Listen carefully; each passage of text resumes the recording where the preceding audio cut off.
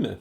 Bienvenue les amis pour cette nouvelle petite session de kanji. Comme d'hab, un petit like, ça ne coûte rien comme un sourire et ça aide beaucoup. Ça me rend compte que vous êtes là, que vous regardez les vidéos et tout ça. Et ça aide des nouvelles personnes à découvrir la chaîne. Donc n'hésitez pas à faire un petit like, un commentaire et à me suivre si vous voulez connaître la suite du voyage jusqu'à 2200 kanji. Wouhou! Donc, on en était où? On en était au 1323. Joli chiffre. La dernière fois, on avait vu le composant de l'arc. L'arc, Yumi. Cette fois-ci, on va en voir deux des arcs dans ce kanji. On va avoir un premier arc là, et en dessous, on va avoir deux petits traits. Oups, je vais faire un peu mieux. Hop. Ce qui ressemble un peu au katakana pour n, le son n, et ce qui représente la glace. Et à droite, on refait exactement la même chose, la même combinaison. Vous voyez qu'il me l'a déjà deviné, parce que ce kanji-là, il n'y en a pas beaucoup qui lui ressemblent. Il est vraiment particulier. Voilà, deux arcs avec de la glace. Ça correspond au mot yowai. Yowai, un joli adjectif qui veut dire faible, faible, fragile. On a aussi les verbes yowamaru, s'affaiblir, yowameru, affaiblir quelque chose. Et cette prononciation on qui est jaku, qu'on trouve régulièrement. Ah bah voilà, regardez. Seishin hakujaku, qui veut dire être pas très futé, être un peu faible intellectuellement. Seishin, c'est l'esprit, l'intellect, tout ça. Hakujaku, donc la faiblesse, avec le kanji de usui, quelque chose qui est dilué, qui est fin, qui est pâle.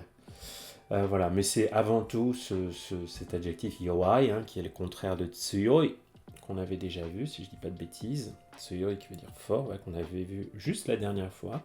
Donc c'est bien, ils sont à proximité les deux, donc vous pouvez les apprendre assez facilement ensemble. Et les faibles, moi j'avais pensé, je sais plus pourquoi, mais j'avais repensé au film La Reine des Neiges, au dessin animé La Reine des Neiges, et au moment où il y avait des mecs, des espèces de soldats qui essayaient d'aller arrêter la Reine des Neiges, là, Elsa, dans son château de glace. Et j'ai imaginé qu'ils avaient deux arcs là, qu'ils étaient sur la glace, mais que comme ils étaient trop faibles, Elsa, elle s'en débarrassait assez facilement. Voilà. C'est pas forcément exactement ce qui s'est passé dans le dessin animé, il faudrait que je le revoie. Mais j'avais pensé à ça, parce que j'avais pensé aussi pour le kanji suivant. Le kanji suivant, pardon. Kanji suivante. Comme si on disait une kanji, n'importe quoi. Alors. Donc. Cette fois-ci, oups. Je vais avoir exactement le même kanji, mais je vais lui ajouter sur la gauche la clé de l'eau. Sanzi, les trois traits qui représentent la clé de l'eau. Voilà, ensuite j'ai mon arc, ma glace, mon deuxième arc et ma deuxième glace. Voilà. Vous voyez d'ailleurs qu'au niveau des traits, donc moi je l'ai dessiné comme ça, mais vous voyez qu'en termes de caractère d'imprimerie, les deux petits traits de la glace là, souvent ils arrivent comme des petits, ils partent plutôt de l'arc. Là je les ai fait comme ça, et vous pouvez les faire comme ça, il n'y a aucun problème. Mais il ne faut pas être surpris si en caractère d'imprimerie particulièrement, vous allez le voir plutôt comme ça. Et ce kanji là, c'est le verbe oboreru qui veut dire se noyer. Se noyer, couler, sombrer. Aller dans l'eau justement et se noyer. Et cette lecture on deki, on la trouve notamment dans le joli mot dekiai. Dekiai, c'est-à-dire un se noyer dans l'amour, hein. Avoir un amour totalement démesuré pour quelque chose ou quelqu'un. Dekiai. Ibai, je sais pas ce que c'est quoi ça, Ibai? Eh bien, Jisho me trouve pas non plus. Bon. Ah, l'urine. Ok, d'accord. Ouais, je pense que c'est peut-être un petit peu plus vieux, hein. Donc c'est vraiment Oboreru Deki qu'on trouve avec ce kanji, hein, plutôt que les autres prononciations un peu plus exotiques qui sont mises là, ici sur Jisho. Et ben moi, pour le retenir, ce kanji, j'avais continué mon histoire avec mes deux archers un peu faiblards là.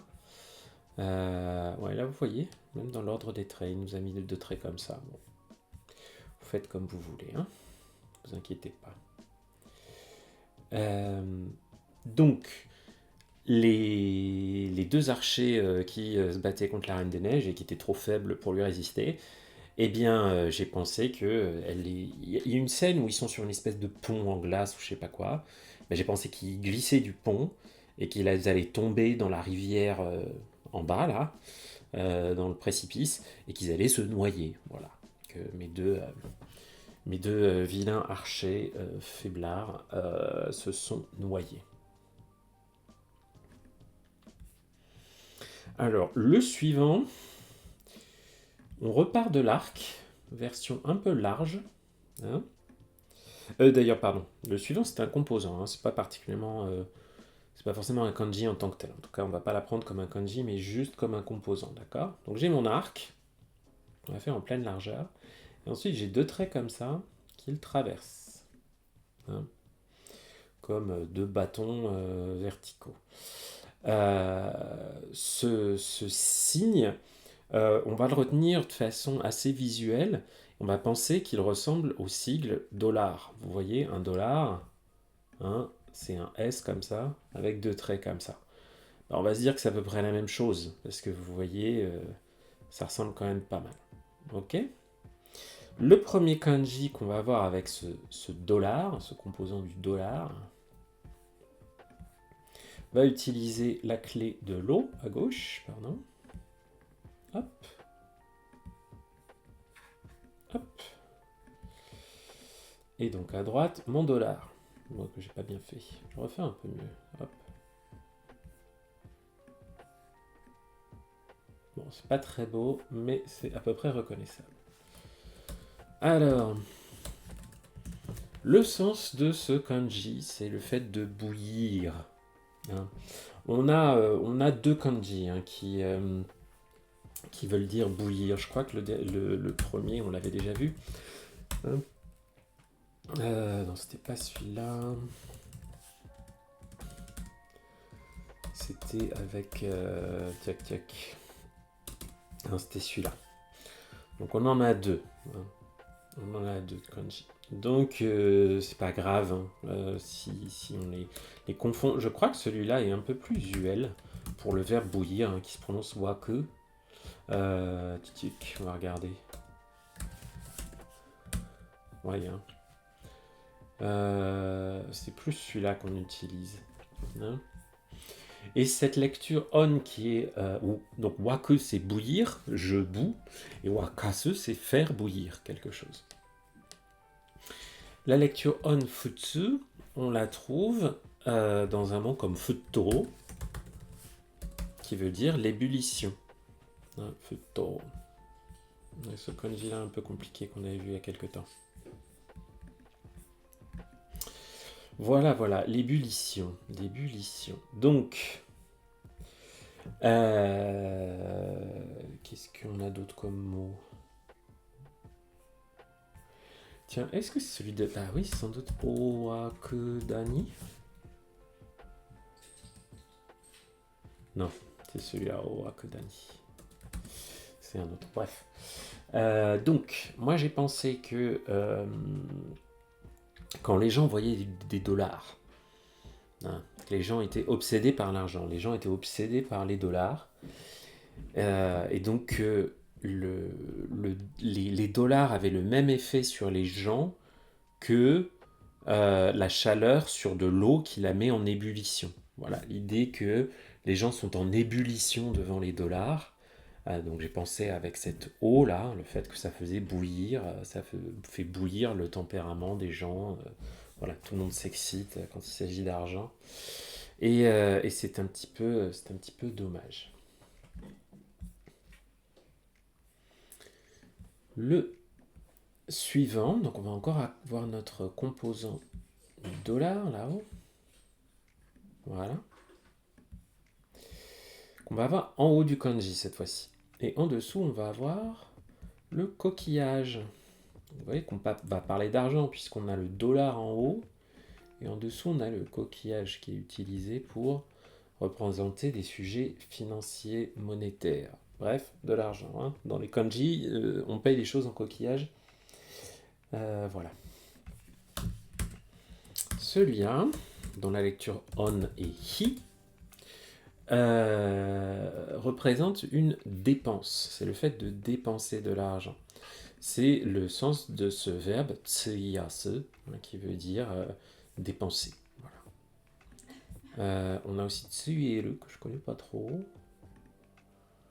Voilà, c'est juste la version intransitive, tsuyeru, être dépensé, être consommé, hein, quand une ressource financière, quand un budget a été dépensé, on peut l'utiliser. Voilà. On va surtout le trouver avec cette lecture hi à la fin d'un mot, par exemple, comme par exemple... non, non, non. Qu'est-ce qu'on peut trouver avec ce hi On va en trouver des comme ça. Voilà. Alors, shohi, la consommation, justement. Rohi, le gâchis, enfin, le fait de les dépenses inutiles, quoi. Keihi, des dépenses. Voilà, mihi, voilà, gakuhi, par exemple, les frais de scolarité. Un gaku, manabu, étudier, l'école, tout ça. Hi, la dépense. Donc la dépense liée aux études, les frais de scolarité. Ah, nenpi, hein, la consommation de carburant, par exemple. Hein. Ça, c'est moeru, moyasu, hein, nen, tout ce qui se consume. Voilà, voilà. Donc, bah, oui, quand on a un train de vie où on dépense plein de dollars et de coquillages, hein, quand on a plein de dollars et de coquillages, on a tendance à dépenser de façon un peu inconsidérée. Voilà la petite histoire que je m'étais fait pour le mémoriser. Mais c'est vrai que je crois que j'ai jamais trop oublié celui-là. Grâce aux dollars et aux coquillages, là, je vois tout de suite dans ma tête les dépenses. Alors, dans le prochain, on va avoir une petite variation visuelle sur notre dollar. En haut, on va avoir Takekanmuri, la clé du bambou. On n'a pas vu depuis un moment. Et en dessous, notre dollar, mais un petit peu modifié par rapport à ce qu'on a vu jusqu'à présent. Et pas juste parce que je le fais pas très droit. Au lieu d'avoir deux traits verticaux qui le traversent, on va avoir un premier trait qui part du trait haut et ensuite un deuxième trait qui part comme ça. Ok ? On va faire un peu mieux le dernier trait quand même, histoire de faire genre je dessine bien. Et ce kanji là, c'est hein. Ok. Voilà, c'est bien le. Je sais pas pourquoi j'ai cru que j'étais pas sur la bonne page. Donc ça, c'est le kanji pour numéro.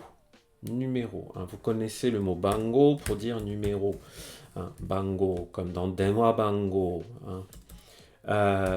Celui-là est important quand on va commencer à numéroter les choses. Par exemple, quand on veut dire, vous allez voir ça dans vos manuels de japonais, et vous allez voir leçon numéro 1, ça va être dai ikka, par exemple, ou dai ikka. Voilà, celui-là. Dai ikka, leçon numéro 1, hein, numéro 1, leçon. On le trouve dans des mots comme shidai, hein, qui veut dire en fonction de, selon. Euh, Seiko wa kimi shidai da. Le succès, ça dépend de toi. Qu'est-ce qu'on pourra avoir d'autre? Moi, c'est déjà pas mal hein, comme sens.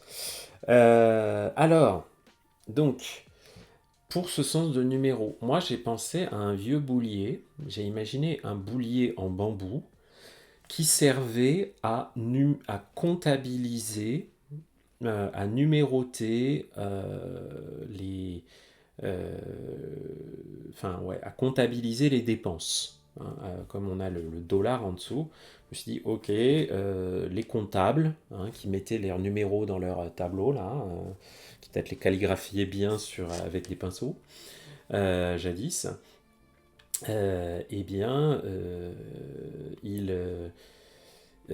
utilisaient, ils utilisaient un boulier en bambou qui leur permettait de comptabiliser, bon, peut-être pas les dollars, plutôt les yens, mais,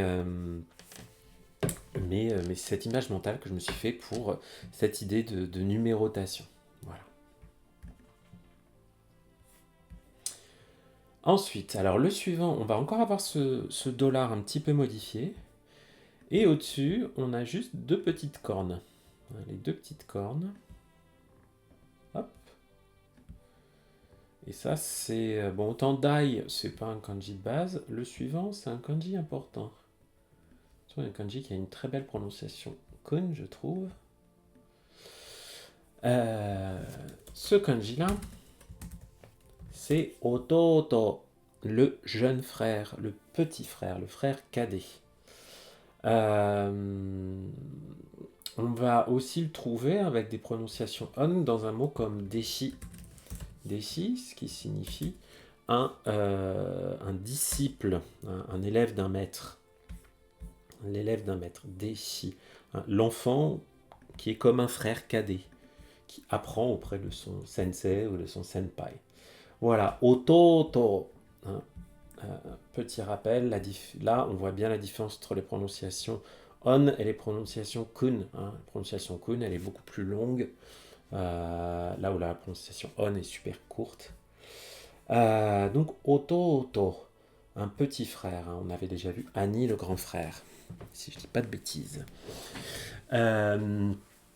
Ce kanji-là, bah, moi j'ai pensé à une rivalité entre un grand frère et un petit frère. Je crois que j'avais pensé à la Bible, l'Ancien Testament, Abel et Caïn, ce genre de truc, où bah, le petit frère Caïn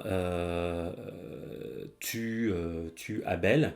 Donc c'est un peu le salaud dans l'affaire, Caïn. Et donc, j'ai pensé que le petit frère avait deux petites cornes sur la tête, un peu comme un diable, comme un diablotin, qu'il était mauvais.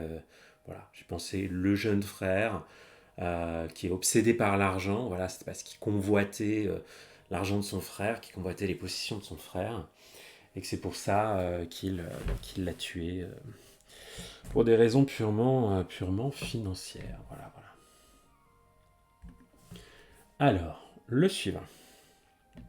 Ah, on va avoir un nouveau petit composant dans un petit kanji. Ce petit kanji va commencer à gauche par l'artisanat, hein, la fabrication, l'artisanat, hein, qui ressemble au katakana pour le son et, avec juste le trait en dessous qui est oblique puisque la clé est sur la gauche. Et à droite, on va avoir notre nouveau composant qui ressemble pas mal au chiffre 5, je trouve, avec un trait horizontal en haut et ensuite un petit crochet donc, qui ressemble un peu à l'arc, hein, mais en plus simple quand même. Hein. Il a moins de. Voilà, il tourne un peu moins. Donc ce composant là sur la droite, nouveau composant, c'est un piège à loup. Hein, vous voyez un piège à loup, hein, l'espèce de mâchoire avec des dents, quoi. La mâchoire avec des dents, le piège à loup. Voilà. Notre petit piège à loup. Le sens de ce kanji, c'est le fait d'être adroit. Hein, l'adresse, pas dans le sens l'adresse où je vis, mais le fait d'être plein d'adresse, le fait de savoir faire des choses assez, avec talent, on va dire. Voilà, c'est le sens de ce mot takumi, hein, qui est un adjectif en a, qui veut dire adroit. Voilà. Euh, que vous dire d'autre sur ce... Ah bah oui, là je suis pas sur la page kanji, je suis sur le mot takumi. On a aussi ko comme lecture on, comme dans le terme komyo, si je dis pas de bêtises. Voilà, hein, qui veut dire ouais, l'ingéniosité. Voilà, avec myo qui veut dire quelque chose comme exquis. Hop.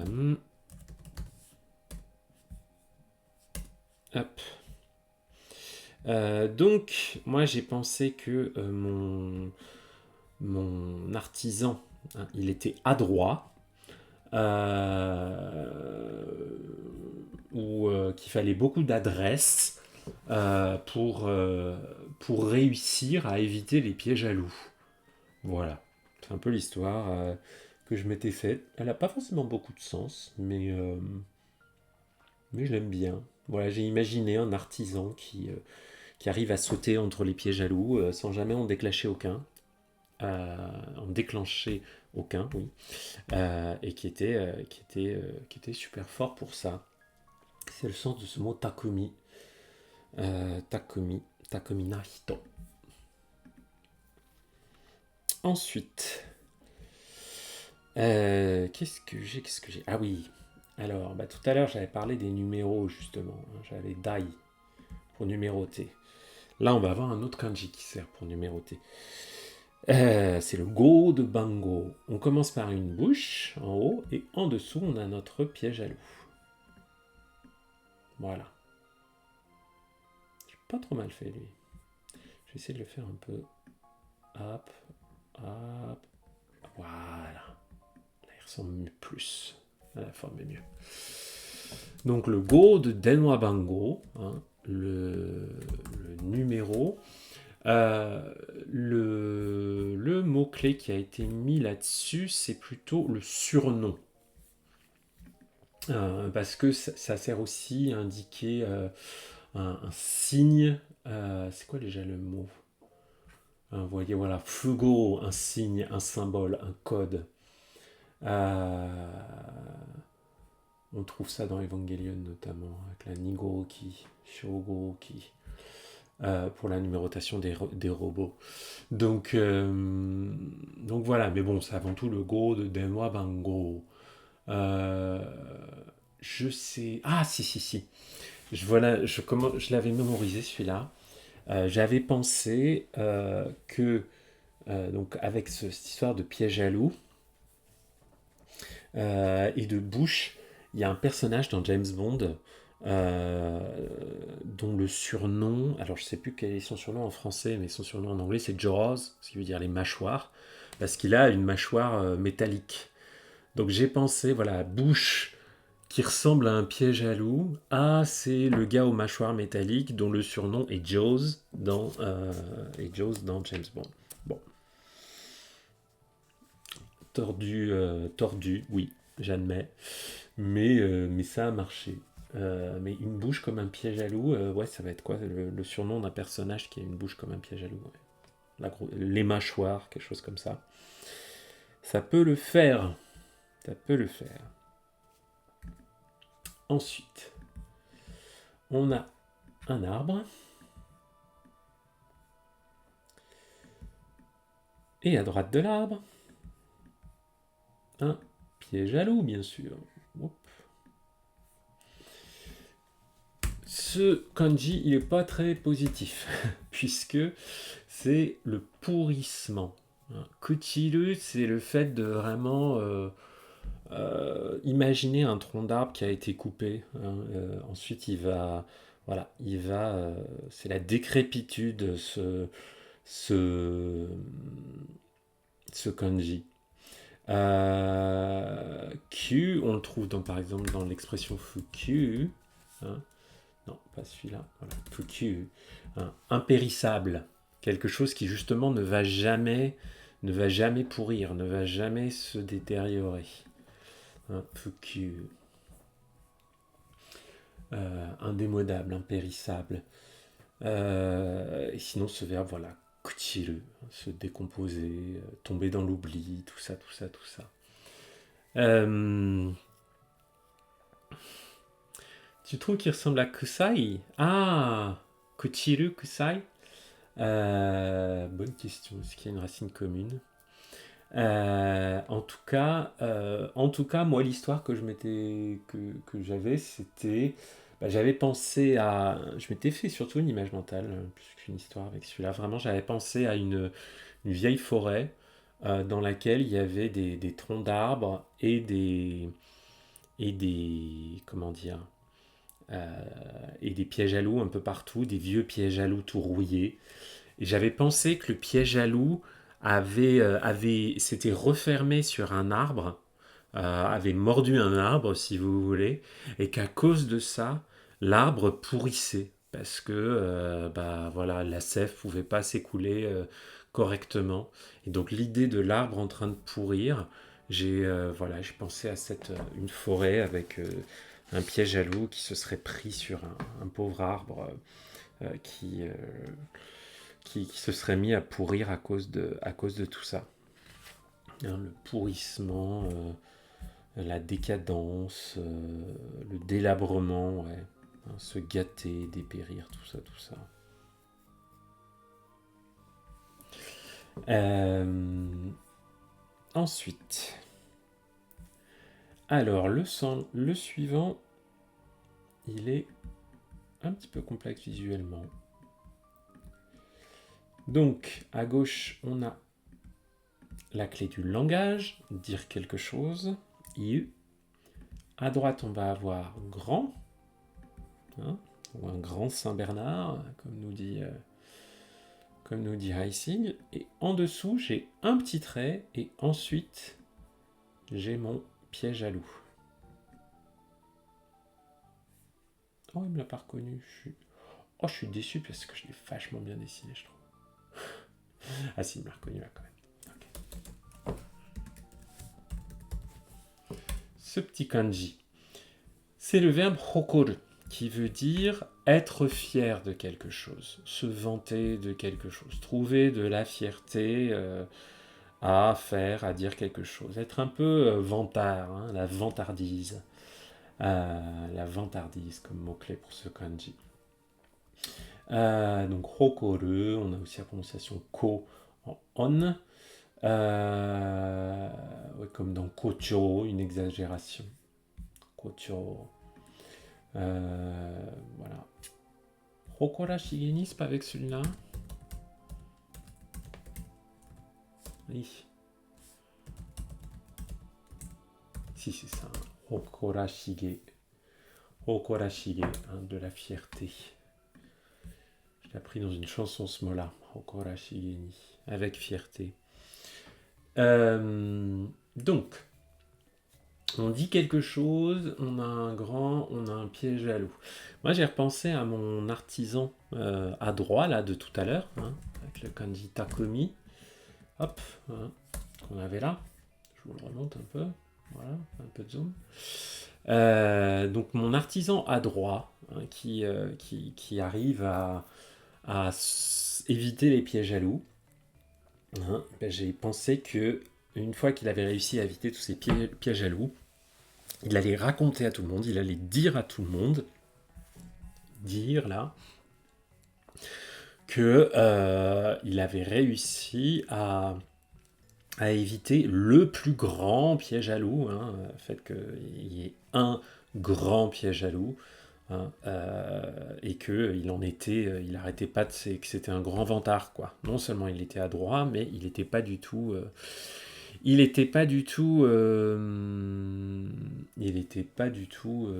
humble. Voilà, donc il se vante beaucoup. Mon artisan adroit. Voilà, petite histoire que je m'étais faite. Vous trouverez sans doute des choses qui vous parlent plus à vous. Ensuite, le suivant. Alors, ouh là là, celui-là, il est très compliqué. En tout cas, c'est vraiment le genre de kanji que je reconnais, mais alors, tu me le demandes de l'écrire, je sèche. Alors, on va commencer par deux petites bouches. en dessous de ces deux petites bouches, on va avoir notre piège à loup, avec aussi un deuxième trait en haut, hein, comme celui qu'on vient d'avoir là. Hein, vous voyez ce deuxième trait là. Enfin, ce premier trait, et ensuite j'ai mon piège à loup. Ensuite, je fais mon piège à loup. Hop. Que j'essaie de courber correctement. Et, à droite de tout ça, je vais avoir la tête. Atama. Hop.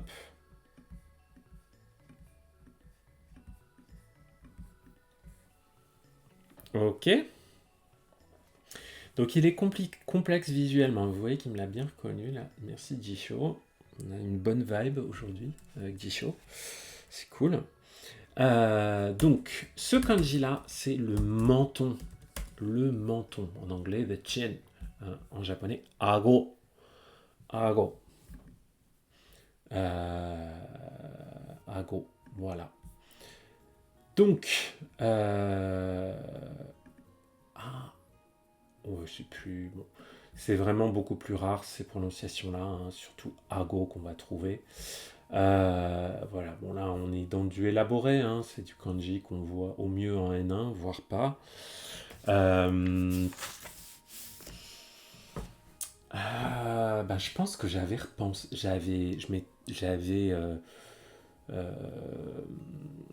j'avais continué à penser à mon méchant dans James Bond. Là, j'ai quand même essayé de vous le montrer quand même. Hein, ce vilain James dans James Bond, regardez-moi sa tête là. Il est pas beau ce mec, avec sa mâchoire en métal là. Franchement, on le retient à lui. Hein. Et c'est encore à lui que j'ai pensé, avec son surnom là, la mâchoire. Hein, les mâchoires, je sais pas comment ça a été traduit en français. Et ben j'ai pensé que son point faible c'était son menton. Hein, le requin peut-être, Darty. Euh, on verra, si vous le trouvez en commentaire, dites-le moi. Donc j'ai pensé que pour le battre, que James Bond devait... donc j'ai gardé mon petit surnom, là, mon Jaws, mon requin, devait lui donner 2 coups dans la bouche, hein, ou 2 coups dans le menton, au niveau de la tête. Parce que ce qui est bien, c'est que là, on a 2 fois la bouche et on a la tête, là. En plus, vous voyez, regardez-moi son gros menton, là. Ça lui fait presque une deuxième bouche. Donc voilà la vague histoire que je m'étais faite pour essayer de mémoriser ce kanji, qui est compliqué, hein, visuellement. Mais qui est joli. Hein, qui est joli. Sûr, avec vous, comme je les écris un peu plus, j'améliore ma capacité d'écriture. Bon, après, je vais tout oublier, mais en tout cas pour l'écriture. Mais celui-là, je pense pas que je vais oublier comment le lire de sitôt. Ok ? Alors, on va continuer avec notre piège à loup. Donc cette fois-ci, on a la clé de l'eau. À droite, on va avoir notre piège à loup avec un deuxième trait. Vous voyez, j'ai 2 pièges à loup. Donc j'ai 2 pièges à loup et de l'eau. Ça, c'est un kanji très important. Ça va être du N3, je pense. Hein, N2, wow, ça pourrait être avant. Hein. Le premier mot qu'on apprend avec ce kanji, c'est souvent kitanai. Kitanai, c'est un adjectif. Attention, hein, c'est pas une forme négative, hein, c'est l'adjectif qui comprend le son na plus la terminaison i. Kitanai, ça veut dire sale, quelque chose de sale. Yogoreru, se salir. Yogosu, salir quelque chose. On a aussi les mots un peu plus rares, un peu plus soutenus de kegasu, kegareru, kegarawashi, quelque chose de dégoûtant, repoussant. Voilà. C'est du vocabulaire beaucoup plus soutenu. Kitanai, c'est du quoi? Oh, ils nous l'ont mis en N5. Bon, j'irai peut-être pas jusque-là, mais voilà. La prononciation on, elle est plus simple, c'est o, comme dans le mot osen, qui veut dire la pollution. Hein? Osen. Osen. Sen, on l'avait vu, c'est le kanji pour teindre, la teinture. Ok? Osen. Donc, kitanai. Et bien vos deux pièges à loup là, si vous mettez de l'eau dessus, qu'est-ce qui va se passer? Ça va rouiller. Et donc ça va être tout sale. Hein. Ils vont devenir tout dégueulasses. Voilà. J'ai pensé à l'effet qu'aurait le fait de mettre de l'eau sur des pièges à loup. Et je me suis dit, bah voilà, du coup, après, il serait tout sale parce qu'il serait plein de rouille. Ok. Alors, tchac, tchac, tchac. Ensuite, alors on avait le piège à loup. Là, on va avoir une petite variante encore, mais à laquelle Monsieur Heissig a donné un autre sens. Donc, on n'est plus sur du piège à loup. Hein. Je vous montre ce composant. Donc, il ressemble encore au chiffre 5, mais là, il dépasse au-dessus. Et vous voyez, il ne dépasse pas sur la gauche. Hein. Si je vous montre l'autre, hein, ça, c'est notre piège à loup. Vous avez à droite, là. Et là, je vous remets celui qu'on vient de voir. Hop. Voilà. Ça ressemble encore plus au chiffre 5. Hein. Donc, ce composant-là, le sens qu'on va lui donner, c'est un lance-pierre. Ok, un lance-pierre. Imaginez que, je sais pas. Enfin, vous voyez, on a beaucoup de variantes. Hein. On a eu l'arc. Hein, je vous le refais. Hein, travaillez-les ensemble, cela pour apprendre à bien les distinguer, hein, les composants. L'arc, le piège à loup et le lance-pierre. Hein, toute la petite famille. Bref. Le premier kanji qu'on va voir avec ce lance-pierre. Donc c'est notre lance-pierre. J'aurais pu le garder dessiné d'ailleurs. Et ensuite je vais mettre un trait qui va le transpercer ici. Le traverser plutôt que le transpercer, on n'est pas violent. Voilà. C'est ce kanji là. Alors, son sens, ça va être de donner. Donner quelque chose, accorder quelque chose, concéder, offrir quelque chose à quelqu'un. Voilà. C'est le verbe ataeru. C'est pas le verbe ageru. Le verbe ageru, on va plutôt utiliser le kanji de monter.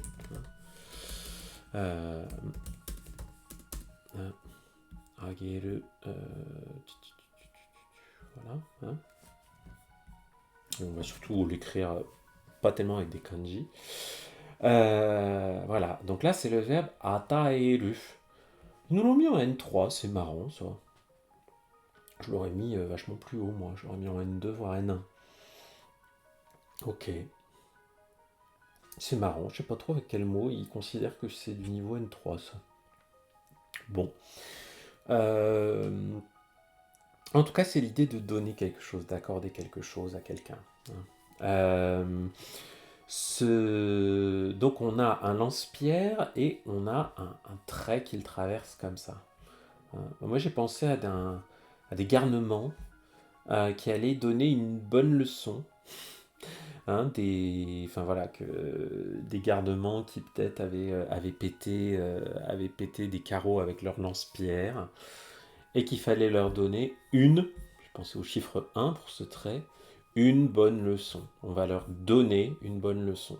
Mais j'ai voulu donner quelque chose donner quelque chose d'abstrait. Plutôt. Bon, azukeru, c'est plutôt un autre kanji. Voilà. Donc si vous avez des garnements qui vous embêtent avec des lance-pierres, vous allez leur donner une bonne leçon de ma part la prochaine fois. Mais non, la violence ne résout rien, les amis. Le suivant. Ah, ça c'est un kanji qu'on voit assez vite, même si on ne l'apprend pas tout de suite. Là, cette fois-ci, en haut, j'ai la couronne. Vous avez vu, j'ai mis une couronne sur le fait de donner. Ok. Couronne, donner. Hop. Ce kanji-là, c'est le sha de shashin. Une photo, shashin. Son sens premier, c'est le fait de copier quelque chose, de faire une reproduction, reproduire. C'est le sens du verbe utsusu, faire une copie, transcrire. Utsuru, se refléter, se reproduire, se recopier. Voilà, mais c'est avant tout le chat de Shashin. Hein. Euh, Oui, pardon. Ou de être projeté plutôt que se reproduire, ça veut pas dire grand-chose. Être photographié, être visible sur une photographie, notamment. Ce verbe utsuru. Désolé, j'ai un peu bugué. Hein. Utsusu. Utsusu. Alors, la couronne et on donne. Je crois que je m'étais fait une histoire avec le portrait avec un portrait de roi ou un portrait de président. Vous savez, les présidents, à chaque fois, ils ont la photo officielle. Voilà, on les prend dans une belle photo. Et j'ai pensé que c'était dans la tradition des rois qui se faisaient toujours tirer le portrait. Hein, donc des têtes couronnées. Et on leur donne, hein, on leur accorde à chaque fois le fait d'avoir droit à un magnifique portrait. Hein, donc euh, j'ai vraiment cette idée de portrait, de photo très forte dans ma tête quand je pense à ce kanji. Et voilà, le fait que on donne, ou alors peut-être vous pouvez penser que c'est le roi ou le président, la tête couronnée, qui va donner dans sa grande générosité à tout le monde sa photo. Pensez aux photos de présidents quoi, qui sont affichées dans toutes les mairies, tout ça, en France. Hein, c'est un peu un héritage de toutes ces traditions-là, hein, où on représente le souverain. Euh, donc, euh, donc voilà, je regarde un petit peu combien on a fait. 1, 2, 3, 4, 5, 6, 7, 8, 9, 10, 11, 12, 13, 14, 15.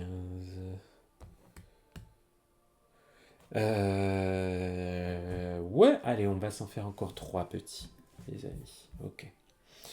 Alors, le suivant, il a une forme assez originale. Je trouve que c'est un kanji qui est assez marquant visuellement. Il ressemble un peu au début au ji de jibun soi-même. Hein, puisque on a un petit trait en haut, puis ensuite quelque chose qui ressemble un peu à l'œil.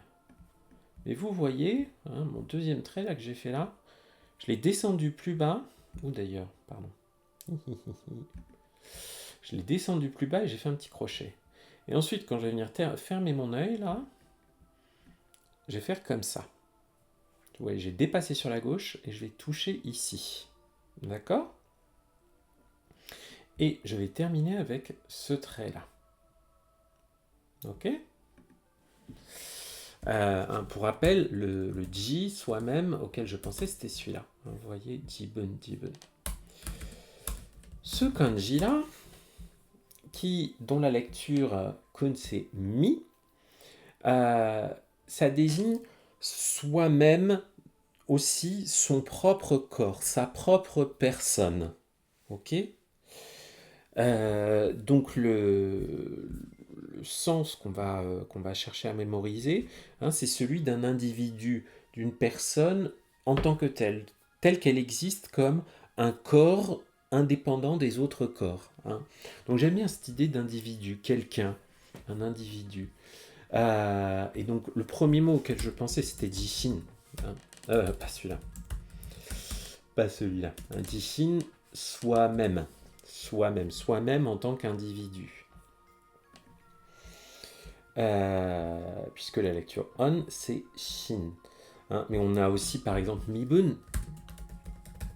C'est un mot un peu compliqué qui veut dire son statut, son rang social, mais aussi son identité. Hein, on a mibun shomeisho. Hein, ça veut dire une carte d'identité. Hein, une pièce d'identité. Mibun shomeisho.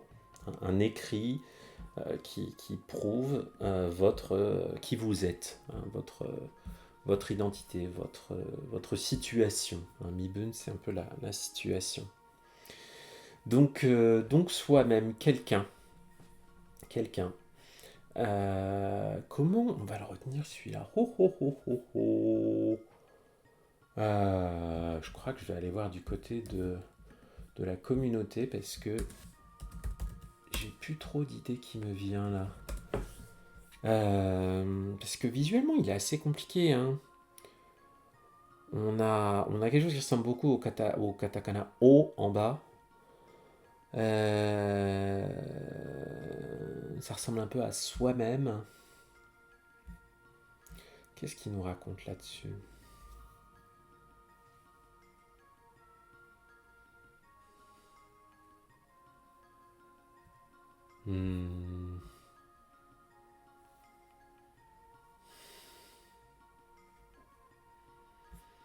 Pas facile, hein.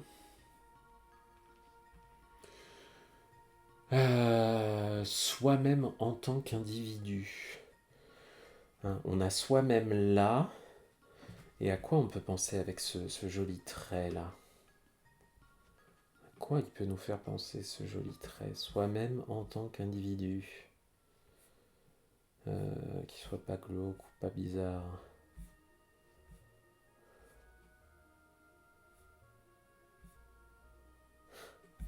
Avec le mot somebody, il y en a qui ont pensé à la chanson de Smash Mouth. Ouais.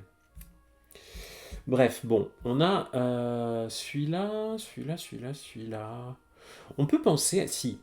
Comment on va distinguer un individu, hein? Comment on se dit les marques individuelles? Ben justement, on peut dire c'est soi-même, un individu c'est soi-même, avec tous ces traits particuliers. Et ce trait, je sais pas pourquoi il me fait penser à une sorte de cicatrice sur le visage. Comme s'il y avait eu un coup de lame quelque part, et que ça donne un caractère individuel à quelqu'un. Vous voyez, que si vous voulez reconnaître un individu, peut-être un sinistre individu, un yakuza. Bref, ça peut marcher. Ensuite, soi-même. On va l'utiliser dans un petit kanji, que je dessine pas très bien, où à droite de soi-même, à droite de l'individu, on va, pas de soi-même, pardon, à droite de l'individu, je vais avoir de la colle. Ok.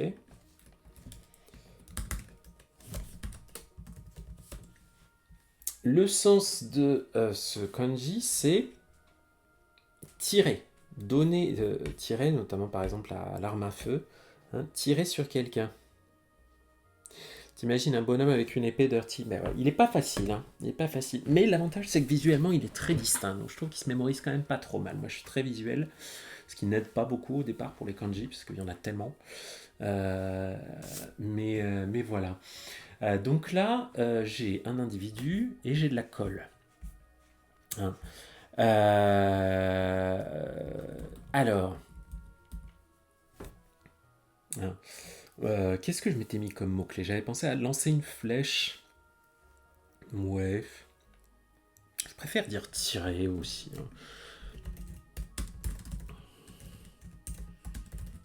Tirer un coup de feu, une flèche. Et alors, j'ai pensé à des siamois. J'ai pensé à des siamois. Ben ouais. Et que je me suis fait une histoire assez bizarre sur celui-là. Donc, c'était deux individus, d'accord, mais qui étaient collés ensemble par de la colle, voilà. Et j'ai pensé que pour les séparer, eh bien, on allait tirer un coup de feu sur l'endroit où où les deux siamois étaient collés, voilà, où les deux individus étaient collés, et pour les séparer, pour en créer deux individus séparés, on allait tirer entre les deux. Bon, c'est pas une méthode que je recommande du tout, mais je sais pas pourquoi j'avais réussi à retenir cette histoire comme ça. C'est un kanji, ouais, qu'on trouve pas si souvent que ça, hein, je trouve, avec cette lecture chat. Le dernier, en revanche, on le trouve souvent. C'est exactement le même, c'est le fait de tirer un coup de feu, mais avec en plus, à gauche, dire quelque chose. Donc hop, hop, qui est assez complexe visuellement. Hein.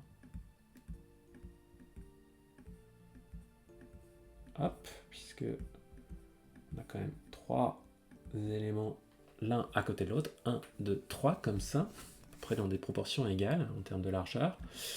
Ce kanji-là signifie présenter ses excuses, demander pardon. C'est le verbe ayamaru. Ayamaru. Sha, comme par exemple dans shazai. Shazai, hein, qui veut dire le fait de présenter des excuses. s'excuser pour un crime tsumi, là, à droite c'est un crime, un méfait qu'on aurait commis par exemple. Le verbe ayamaru. Bon ben voilà, moi j'ai pensé à quelqu'un qui avait tiré sur quelqu'un d'autre, par accident peut-être, et qui allait lui rendre visite à l'hôpital, et qui allait lui dire quelque chose. Et ce qu'il allait lui dire, bah, c'était lui présenter ses excuses en disant je suis vraiment désolé, c'était un accident, j'ai pas fait exprès, et maintenant t'es dans le coma à cause de moi, blablabla. Il y a souvent des accidents terribles à cause des armes, donc vaut mieux en rester éloigné. Voilà. Comme la partie droite, c'est tirer un coup de feu. J'aime bien voilà, quelqu'un qui a tiré un coup de feu puis qui après est allé s'excuser d'avoir blessé quelqu'un d'autre. Voilà, et on va en rester là pour le moment.